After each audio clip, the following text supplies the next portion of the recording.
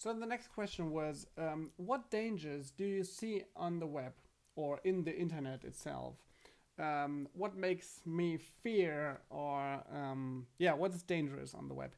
Um, it's a whole lot of things that are dangerous, and first of all, one could say that change in itself is dangerous, and the web changes a lot. So, but this is on a meta basis. Let's get into concrete problems that I see, which are passwords. So people don't use strong passwords.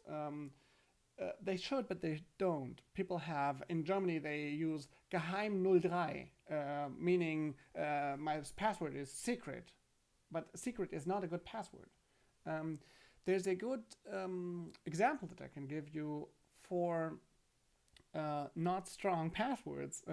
With Cyber Media, we had our admin perform a security test on our passwords. It's years ago, and I think he tested 30 passwords, and the average password only took, I think, something between 30 and 40 seconds to be cracked. And what he used our admin to use it is a so-called brute force method. He just tried to find out the password by guessing. So there's no systematic. He just tried to guess the password. And what he used is he used dictionaries, a German, English, and a French dictionary.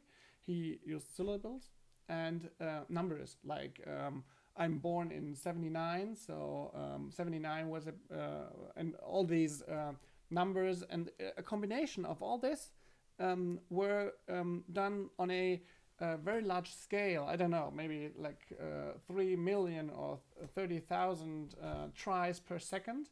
And as I said, only 40 seconds for 80% of all our passwords. 80% of all our users' passwords were cracked in 40 seconds. So people didn't have strong passwords back then. And it's true nowadays for you.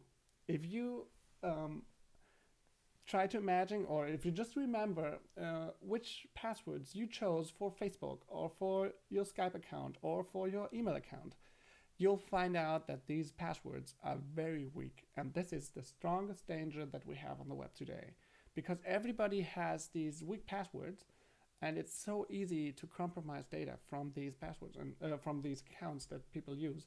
And so this is a big danger, bad passwords. Another danger is people need to access that we are in a post-privacy world. So Eric Schmidt, the former CEO of Google, said, if you don't want that anybody finds out about what you did on the web, you might want to not to do it at all. So what he says is, if you do something, you have to take into account that this will be on the web one day, that this will be documented. And it's Eric Schmidt was heavily criticized for this statement, but in my opinion, it was also because people found out it was true. What he said was true. You'll have to find out, or you have to admit that all the things you do professionally, especially professionally, but also privately, can become documented on the web, and you might not be able to delete this information online.